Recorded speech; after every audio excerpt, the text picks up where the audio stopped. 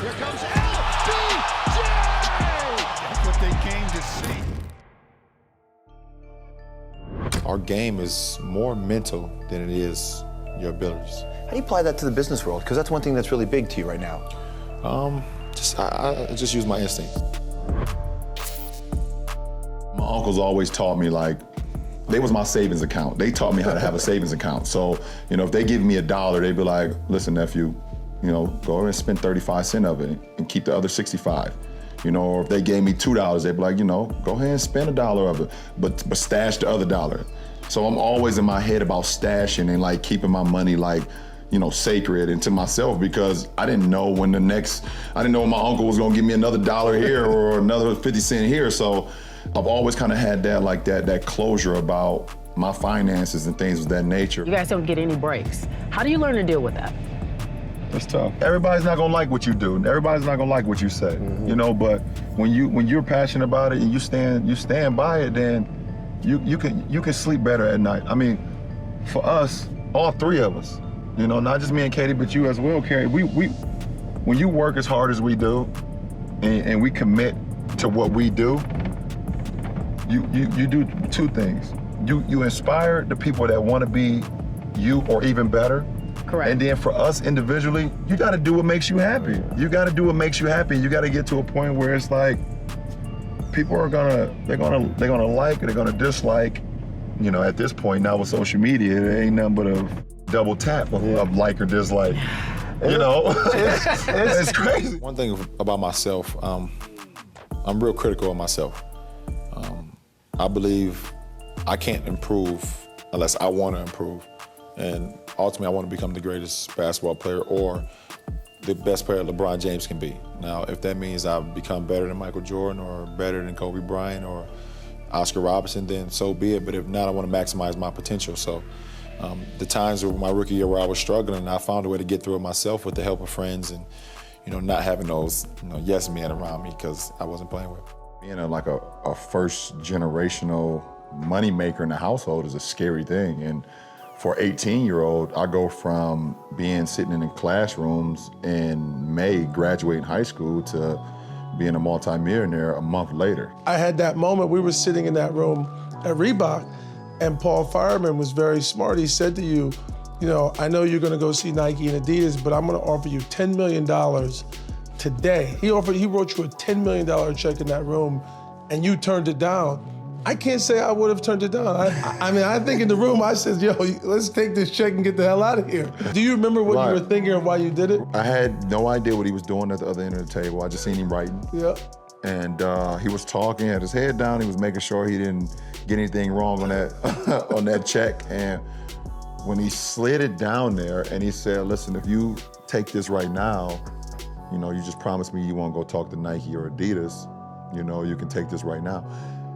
And I was lost for words at the beginning. I mean, I flew in from Akron, Ohio, from Spring Hill, like, from the projects. I mean, our rent is like $17 a month. Exactly. And now I'm looking at a $10 million check. That you can leave with. Yeah, and go to high school and go back to the classroom the next day. For some odd reason, I started thinking, like, if this guy, he's a great guy too, I still love him to this day. He's an unbelievable guy. But if he's willing to give me a $10 million check right now, what is it to say that Nike or Adidas is not willing to give me 20 or 30, you know, up front? You know, or to say that maybe the upfront money is not even the biggest thing. You know, maybe let's start thinking about the back end, you know, and, you know, I've always, you know, and that comes from, you know, my uncles as well, just, you know, never put all your eggs in one basket, you know, and give it an opportunity, give people an opportunity to say what they got, to pitch themselves. And, you know, we always say, listen, we're gonna hear all three companies. We wanna hear all three companies, what they have to say, you know, what's their plan, and I still can't believe I left that $10 million. I can't believe it either. You grow up in an African-American community. It's like everyone is so happy when we all on the same level. And as soon as you able to become a little successful with anything in life, even as a kid, even as a 14-year-old, 15-year-old, people envy that. You know, you hear the saying like, you changed. Like, you damn right I changed. Of course I changed. I'm trying to better myself. Why haven't you changed? I felt like the odds was against us, from the summer. We just had so many things going with our team. We shuffled in different lineups. We shuffled in different players. We made a trade at the deadline, and I can't sit here right now and say that that the finals was a part of my thinking. It was not. And even when you saw me at one point early in the season, I think it was in December or January, and you was looked at me like, okay, come on now, I know you, what you doing? And it's crazy because right before you seen me, I had already kind of hit that switch. I was like, okay, I'm not quite sure what we're gonna do with this ball club. We're not playing good basketball, but you can't sell yourself short. But to sit here, I can't even lie to you, sit here and say will we be a part of the finals? I would be definitely lying to you if I said, yes, we would be in the finals in January, February. Yeah, you didn't think that was the case at all? It was that point where it was like, okay, will the Cavs even make the playoffs?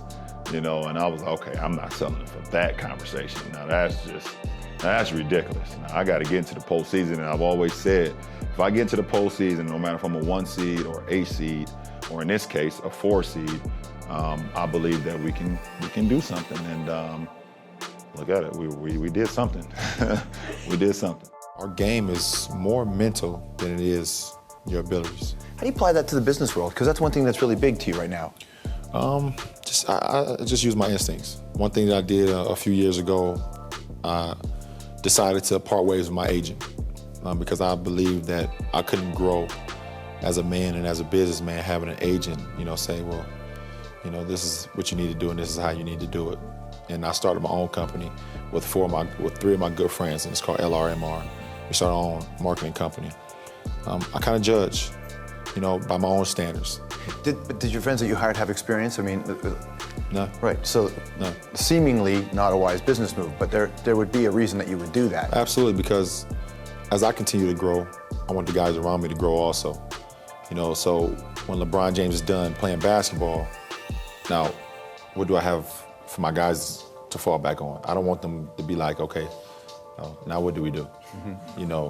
My guys are being set up in a position now where when I'm done playing basketball, they can continue to go on and be respected walking into a business room, be respected on having their own business ventures without me being there, and I can just sit back and collect the check. What is it about that you went, okay, I trust that, I believe in that, let's do that, Mav? I believed in the actual product first. And like I said, it was a great partnership with McDonald's. We had a great time. We did some great things on television. We did some great things over the years. But I remember we went to UC Irvine. It's the first ever Blaze at UC First ever Irvine. Blaze, and we tasted the product, and the product was phenomenal. And I actually took a pie back to the hotel as well. And then you came with me with the proposition that we could actually own our own and be franchisees of a couple cities in America. And the numbers that you were showing me, the potential that we could make if we just put the time and effort into it, exceeded, what McDonald's will be guaranteeing me for over the next 4 years. But more importantly, I think for me, it was like, oh wow, we get to actually build this. We can be a part of something. We can be a part of something that's... Forget the money. Exactly. Yeah, forget the money. We can actually build something. Yep.